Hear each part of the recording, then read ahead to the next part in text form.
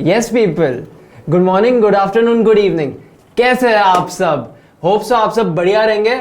मैं बता दूं, हम भी अच्छे हैं।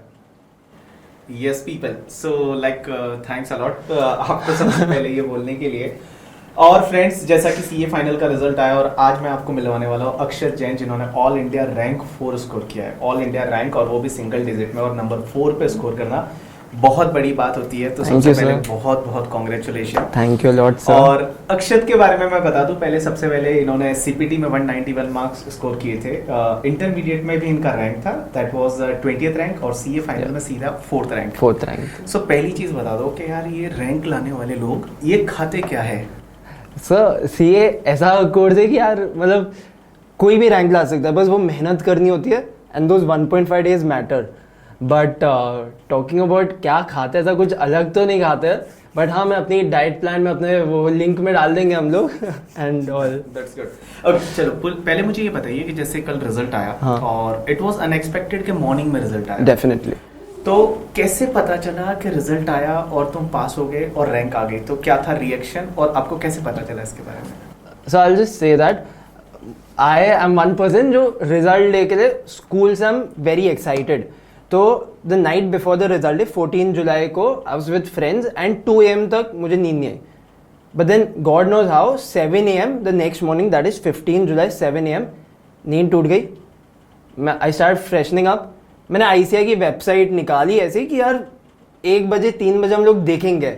एंड देन उस समय December 21 के results were appearing. Suddenly after 2 minutes I just refreshed and I saw May 22 result at 7:30 AM in the morning. I was very sure कि यार ये हो ही नहीं सकता है। मैं अपनी डिटेल्स डालूंगा WRO सब, फिर भी रिजल्ट नहीं आने वाला है। बट ऑफकोर्स क्यूरियोसिटी होती है, तो मैंने डाल के देखा। And the time was such that 7:30 AM my dad had gone to the temple. ठीक है, भैया मेरे सो रहे थे, मम्मी सो रही थी। ठीक है, घर में हम लोग 4 लोग हैं। लेकिन मेरे हाथ में सीधा मैंने रिजल्ट खोला तो मार्कशीट ही आ गई सीधा। एंड आई वाज अलोन, मतलब मॉम कोई भी सब लोग सो रहे हैं। मम्मी को बताया यार मम्मा मार्क्स आ गए, मेरे हाथ में मार्कशीट खुली है। वो राजी नहीं है, वो उनको लग रहा है मैं कोई मस्ती कर रहा हूँ। एंड देन मैंने देखा यार 606 मार्क्स आ गए, दोनों में पास हो गए। मैंने उनको बताया, वो नींद से जो उठी है। एंड देन आफ्टर दैट वो रोने लगी। For the first time in life मैं थोड़ा इमोशनल था। मैंने थोड़ा टाइम लिया डाइजेस्ट करने में कि यार 606 मार्क्स आए आउट ऑफ 800 फाइनल सीए में। तो फिर आई जस्ट चेक दैट। मैंने after 2-3 minutes I just check the merit list, और जब 4th रैंक थी तो आई वाज शॉक्ड। पूरा मतलब मम्मी सब लोग, I can't describe it on camera. कल का जो दिन था वो कैसा रहा आपके लिए? कल का दिन 7:30 से 12:30 तक सिर्फ कॉल्स, और कुछ किया ही नहीं मैंने। ठीक है, फिर थोड़ी हिम्मत की और तो लंच के लिए मैं बैठ गया कि यार आधे घंटे हम लोग कॉल पे नहीं बात करेंगे घर वालों के साथ। लेकिन उस समय भी 1-2 ज़रूरी कॉल से तो वो करने ही पड़े। फिर लंच किया, थोड़ा मैं थक गया था, सो गया। और फिर दोस्त आ गए थे घर पे, उनके साथ जो मज़े किए, मॉम डैड के साथ मज़े किए, भाई के साथ किए। और फिर रात में हम लोग पार्टी के ले गए कल रात। That's very nice. एक चीज़ मुझे ये बताइए कि लाइक रैंक लाना और इतने अच्छे मार्क्स लाना, प्रिपरेशन कैसा रहा? जब आपका इंटरमीडिएट का एग्जाम हो चुका था, इंटरमीडिएट के बाद में आर्टिकलशिप रहती है।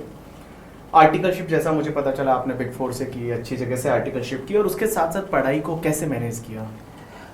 ऐसा था कि मैं अपने फर्स्ट ईयर ऑफ आर्टिकलशिप में मैं ज़्यादा सीखना चाहता था प्रैक्टिकल कॉर्पोरेट लाइफ के बारे में। तो मैंने फर्स्ट ईयर में तो ज़्यादा पढ़ा ही नहीं है।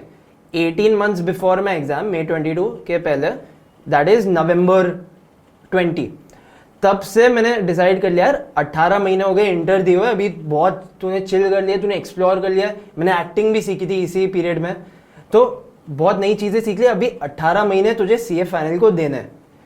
तो मैं वही सजेस्ट करूँगा कि यार सीए फाइनल ऐसा है, वो आपके पहले के एग्जाम्स की तरह नहीं है। ये कोई 100 मीटर्स का स्प्रिंट नहीं है बिल्कुल भी। इट्स लाइक 30 किलोमीटर्स का मैराथन है ये सीधा। तो आप 3 साल पूरा तो नहीं लग सकते। तो मैंने लास्ट के 18 महीने दिए थे। मेरी आर्टिकलशिप उस समय आई was with a listed client, IPO के लिए, मतलब जो आईपीओ के लिए जाने वाला था। तो बहुत मेरा बिजी रहता था, 11 बजे तक रात में इट वाज नॉर्मल। तो मैं सुबह ट्राई करता था कि सुबह 1-1.5 घंटा देख लो, और रात में 11 बजे के बाद भी जैसी भी हालत में हूँ, थका हुआ हूँ, वो सब हूँ, लेकिन लेक्चर तो अपने को 1-1.5 घंटे का देखना, तो वो कंबाइन होके 3 घंटे का वीडियो आई वुड ट्राई।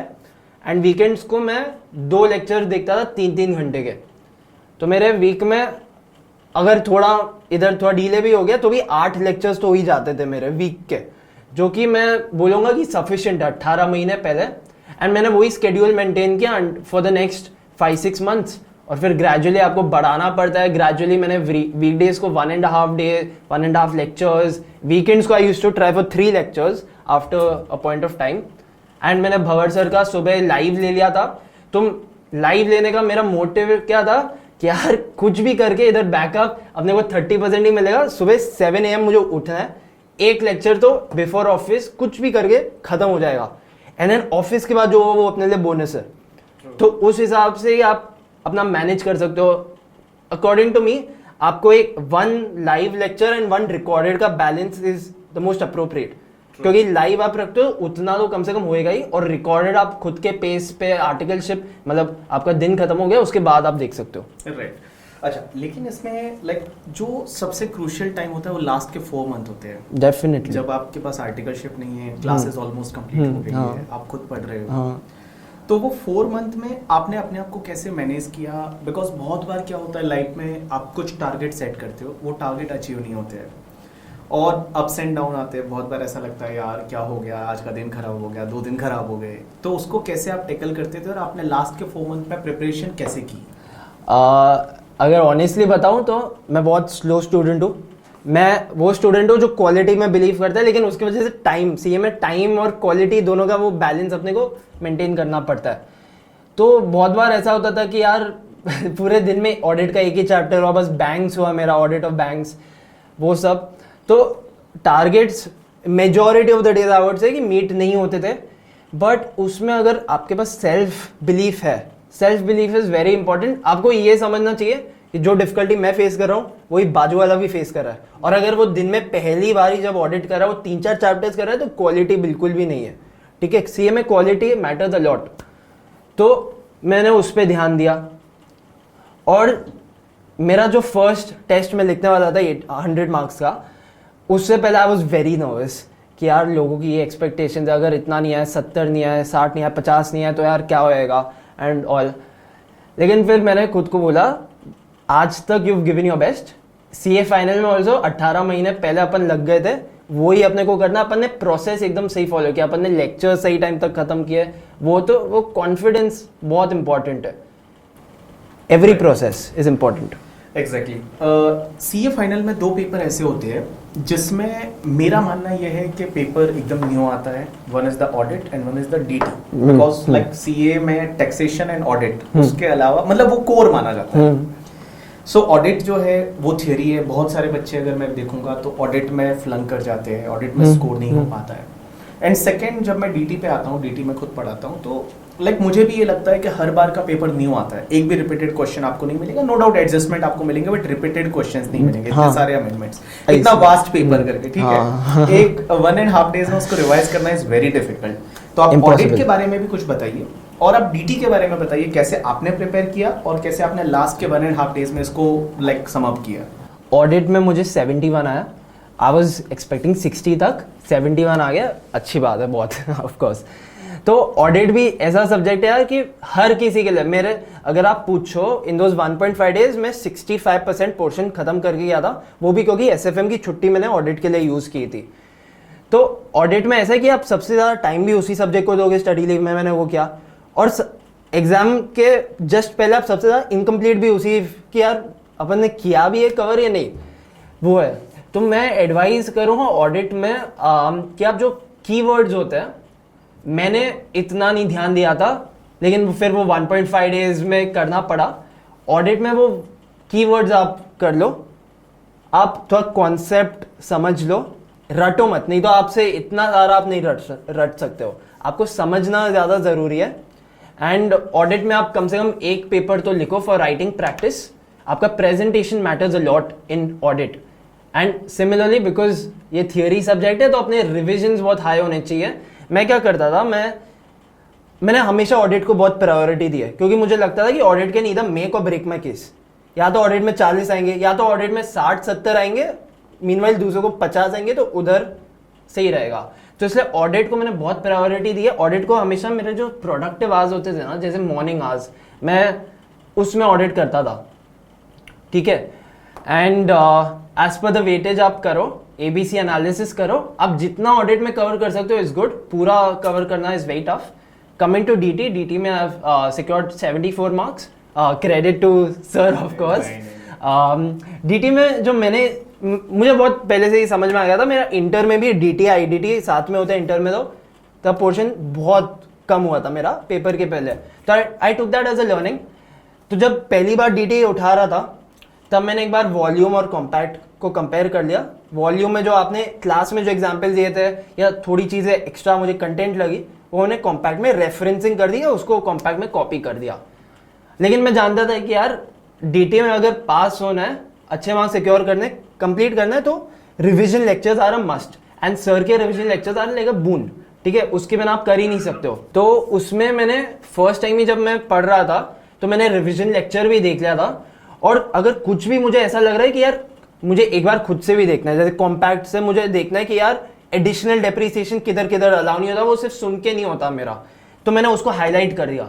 और फिर नेक्स्ट टाइम मैं बस आपके रिविजन लेक्चर देखता था, हाईलाइटेड देखता था, कंपाइलर सॉल्व करता था, that is it. And truthfully बोलूँ तो एग्जाम के वो 1.5 दिन में मैंने बस वो सर का 10-11 घंटे का मैराथन देखा है और कुछ नहीं किया मैंने, उसके ज़्यादा टाइम मिलेगा ही नहीं। और सर ने मैराथन में जो मेन जो आ सकता है एग्जाम में, मोस्टली वही आया है, वो मैं देख के गया था। बहुत बढ़िया, सब ये तुम्हारा क्रेडिट है, हमारा बिल्कुल नहीं। मैं हमेशा ये बोलता हूँ कि लाइक जो बच्चे पास होते हैं, हमारा 5% रोल रहता है, 95% आपका रोल है, आपकी मेहनत है।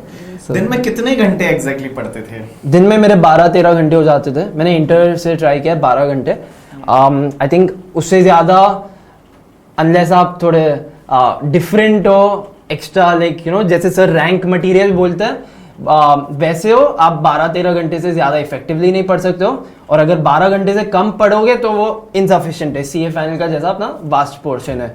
12-13 घंटे आई वुड ट्राई। रात को मैं 12 बजे पढ़ाई बंद करता था, तो अब 15-20 मिनट फ़ोन रात में करता था, जो मेरा लीस्ट प्रोडक्टिव टाइम है। पढ़ाई हो गई दिन की उसके बाद, एंड देन सुबह में 7 AM को उठता था। 6 AM के लिए ट्राई करता था, बट 7 AM हो जाता था मेरा सबसे पहले प्रायोरिटी होता था कि सुबह सबसे पहले उठ के अपने को बुक खोलनी है, और वो भी थियोरेटिकल, ऑडिट हो गया, लॉ हो गया, SCMP की थियोरी, इस पे फोकस करना है। बेस्ट आज थियोरी पे यूज करना अपने को। अच्छा, एक और चीज है ना, वो सबसे ज्यादा बच्चे मुझे पूछते हैं कि सर हम इलेक्टिव में कौन सा लें। हाँ। बिकॉज क्या होता है ना, जब आपके पास चॉइस है ना, तो लोगों को हमेशा लगता है कि यार ये ठीक नहीं है, मेरे को तो ये लेना चाहिए। हाँ। ये ठीक नहीं है, मेरे को ये लेना चाहिए। आपने जो इलेक्टिव लिया दैट इज द GFRS, और GFRS में 92 मार्क्स स्कोर किया, आई थिंक बहुत बढ़िया मार्क्स है करके, ठीक है। Yes. तो कैसे आपने सेलेक्ट किया कि इलेक्टिव मुझे ये लेना है और इतना अच्छा स्कोर किया? इलेक्टिव में मैंने बहुत टाइम लिया सोचने में, क्योंकि मैं ऐसा हेस्ट डिसीजन, जल्दबाजी में नहीं निर्णय लेना चाहता था। उधर मैंने एलिमिनेशन प्रोसेस फॉलो किया, multi disciplinary case studies, international tax तब तक हमारा हुआ नहीं था, तो वो मैंने नई चॉइस में रखा था। कैपिटल मार्केट्स, अगेन वो बहुत सेबी LODR होते थे, तो मेनली 3 मेरे पास बचे थे, जो कि GFRS, और बाकी के 2 जो सबसे ज़्यादा पॉपुलर है, eco law and RM again it's a new subject, नया पढ़ना पड़ता, नया बुक खोलनी पड़ती। इको लॉ और GFRS में क्या आपका पेपर 4 और पेपर 1 से लिंकिंग होती है, बट मेरा प्रैक्टिकल बहुत स्ट्रॉन्ग है, तो मैं GFRS लिया। क्यों? क्योंकि मैं प्रैक्टिकल स्ट्रॉन्ग है, FR स्ट्रॉन्ग है, और मुझे उसमें बहुत इंटरेस्ट है, मुझे बहुत अच्छा लगता है वो सब सॉल्व करना FR में, और GFRS बहुत इंटरेस्टिंग सब्जेक्ट है। तो जब मैंने GFRS चूज किया, तब मैं इको लॉ के लिए 100 लोग खड़े हो गए थे, मैं एक जने को भी नहीं जानता था जिसने GFRS लिया है। बट मैंने कुछ प्रोफेसर से बात की थी, उन्होंने सबने बोला यार तेरा इंटरेस्ट GFRS है, तू वो ले। ओके, तो मैं वही सजेस्ट करूंगा, आपका जो इंटरेस्ट है आप वो करो, एंड थिंक कि क्या सिनर्जी आता है उसका। जैसे इको लॉ में पेपर 4 से लिंकिंग है, वैसे international tax with paper 7 and all. क्योंकि आप जब आप बुक खोलने का इंटरेस्ट रखोगे, वो मोटिवेशन होएगा, तभी आप एक्सेल कर पाओगे सब्जेक्ट में। यस। एक और चीज जो हर बार मैं बच्चों से बोलता हूँ, सोशल मीडिया को लेकर, बिकॉज बहुत बार अपना जो प्रोडक्टिव टाइम है वो किल कर जाता है। मैंने बहुत सारे बच्चे देखे हैं जो बहुत ज़्यादा टाइम सोशल मीडिया पे स्पेंड करते हैं। ट्विटर पे तो मैं देखता हूँ ना बहुत बार कि कल एग्जाम है और आज बता रहे कल का मेरा पेपर अच्छा नहीं गया या कल का पेपर कैसे जाएगा या वो सब चीज़ें हो रही है। तो आपने कितना यूज़ किया या पूरा यूज़ करते थे या कैसे अपने आप को उससे दूर रखा? ओके, मेनली मैं सोशल मीडिया में व्हाट्सएप, इंस्टाग्राम, ये सब दो ये यूज़ करता हूँ, not much of Snapchat and all. तो व्हाट्सएप ऐसा था कि मैंने अपना मेन जो फ़ोन है, बड़ा वाला फ़ोन, वो इस बार डिसकंटिन्यू तो नहीं किया, लेकिन वो मैं अपने घर पे छोड़ देता था और मैं दूसरी जगह पढ़ने जाता था, पास में मेरे नानी के घर पे मैं पढ़ने जाता था। और फिर जब रात में मॉम लेकर आती थी, मॉम आती थी रात में, तब मैं व्हाट्सएप के जो दिन के मैसेजेस है वो देख लेता था। बहुत बार वो भी नहीं करता था मैं, क्योंकि मुझे लगता है कि जो आपका कॉस्ट बेनिफिट एनालिसिस है ना, मैं व्हाट्सएप एक डाउट के लिए खोलूंगा, मैं 10 और मैसेजेस पढ़ लूंगा, बाकी जो ज़्यादा मेरा टाइम किल करेंगे। और इंस्टाग्राम तो मैंने 1 साल पहले से छोड़ दिया था। राइट नाउ आई एम very active on Instagram, but मुझे मालूम था कि CA final is a different ball game, उस समय नहीं करना है। तो मैं अपना फ़ोन यूज़ करता था, लेकिन अच्छी चीज़ों के लिए। जैसे मैं अपने ब्रेक टाइम में मैं मरीन ड्राइव जाता था एकदम सामने, एंड मैं उधर गाने सुनता था। That use to be my break time. तो मैंने वैसे फ़ोन को यूज़ किया, लेकिन मैं व्हाट्सएप और इंस्टाग्राम ज़्यादा नहीं किया मैंने। बहुत सारे लोग ऐसा बोलते हैं कि जो इतने स्कॉलर बच्चे होते हैं ना, पढ़ाकू जैसे तुम्हारे जैसे, उनकी लाइफ में कुछ हॉबीज रहती नहीं है कि वो ऑनली पढ़ते हैं। ये कितना सच है? और अगर ये सच नहीं है तो तुम्हारी क्या हॉबीज रही और कैसे आपने ये जब CA वाला जर्नी कंप्लीट किया उसके साथ साथ अपनी हॉबीज को कैसे टाइम दिया? देखो, अगर आपको लाइफ में कुछ करना है, कुछ बड़ा बनना है, तो टाइमिंग बहुत मैटर करता है। अगर आप वो 5 महीने में अपनी दूसरी हॉबीज ब्रेक आप लो, वो सब करो। अगर आपको मूवी देखना, मैं बहुत मूवीज देखता था, मेरे लिए बहुत अच्छा ब्रेक टाइम है, मैं गाने सुनता था। लेकिन अगर आप वो 5 महीने में अपनी हॉबीज पे बहुत ध्यान दोगे तो CA फाइनल तो और पीछे रह जाएगा। तो अभी जो कि मेरा CA फाइनल खत्म हुआ है, मेरे पास चांस है अभी, तो right now I love doing many things. Like मुझे ट्रैक करना बहुत पसंद है, नेचर के साथ कनेक्ट होता है वो। मुझे पब्लिक स्पीकिंग बहुत पसंद है, तो कोई भी पब्लिक स्पीकिंग का मुझे चांस मिलता है, मैं सीधा उधर निकल पड़ता हूँ। तो टाइमिंग बहुत मैटर करता है कि आप कब करते हो। Right, that is good. अच्छा, एक और चीज़ है ना, मैं बताऊँ अक्षर, जब मैं बच्चों से मैं ज़्यादा कनेक्ट होता हूँ, बहुत बार बच्चों के कॉल आ जाते हैं मेरे पास और बात होती है, तो बहुत सारे बच्चे बोलते हैं कि सर हम CA कर रहे हैं, CA में है और रिलेशनशिप भी कुछ चल रही है या ब्रेकअप हो गया या होने वाला है। जैसा मुझे पता चला कि भैया आपकी भी 4-4.5 साल से चल रही है, वो भी CA CPT में साथ में थी, IPCC में साथ में थी और अभी कल CA बनी है वो भी। तो उसके बारे में बताइए, कैसे मैनेज किया और क्या इन चीज़ों को कैसे आप हैंडल कर सकते हो? देखो, CA अगर आपको बनना है तो आपको मेच्योर होना बहुत ज़रूरी है, लेकिन इसका मतलब ये नहीं कि आप बाकी लाइफ आप जियो ही नहीं, आप एक ही बार जीतो।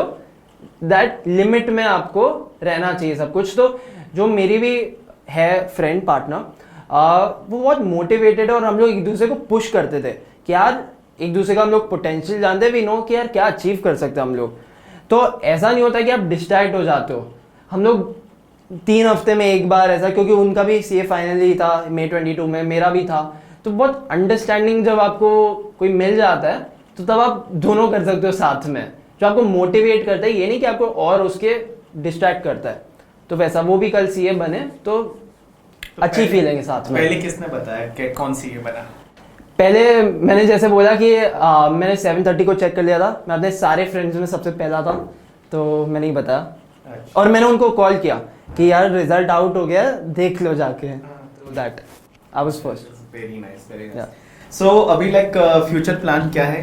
बिकॉज CA बन गए, रैंक के साथ में अच्छी लाइक मैं बताऊं, जब आप कैंपस में जाओगे बहुत अच्छी कंपनियां आएगी जहाँ पे पैकेज मिलता है 20 लाख पर एनम, 25 लाख, बहुत ज़्यादा है। हाँ, तो क्या है आपकी प्लानिंग फ्यूचर को लेके?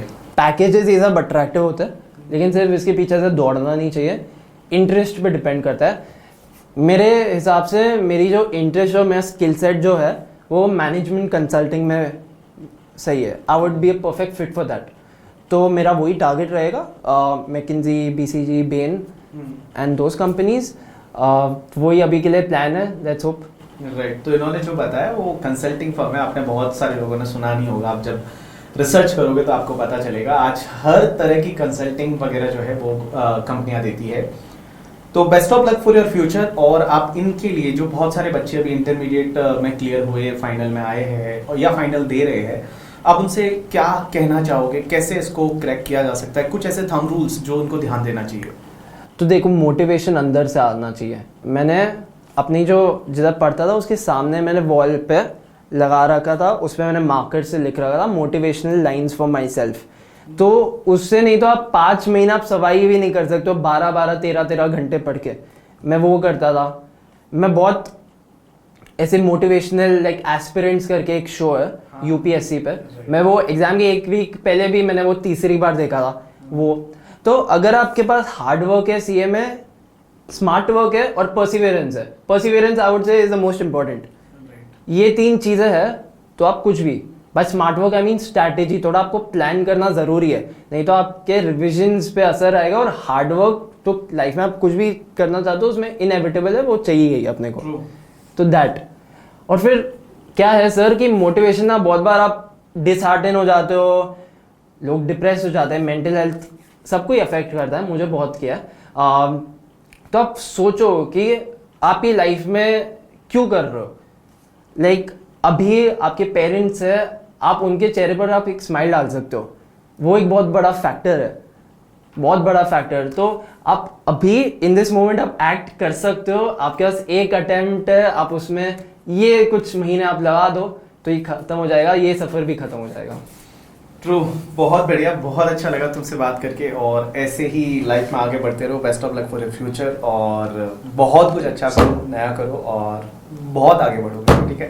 Thanks a lot Akshat. And आप अपना mobile number if you want to share with the student as well as आपका जो यूट्यूब चैनल के थ्रू आप बनाओ और उसमें बच्चों को गाइड करते रहो नई नई चीजें, बिकॉज आपकी आर्टिकलशिप एक्सपीरियंस बहुत अच्छा है, आपका लाइफ में बाकी सब चीजें बहुत अच्छी है, तो यू शुड शेयर इनके साथ में करिए। और आपका mobile number if you wish to, आप बोलना चाहे तो मैं बोल देता हूँ। आई वुड बी ग्लैड अगर मेरे वजह से कोई भी अगर क्लियर कर सकता है इंटर फाइनल फाउंडेशन जो भी आपका है, 8169126012। तो अक्षत से आप पूछ सकते हैं कभी भी आपकी पढ़ाई के बारे में और साथ साथ में रिलेशनशिप के बारे में, कैसे मैनेज करना, क्या करना। So thanks a lot Akshat. Thank you. Thank you.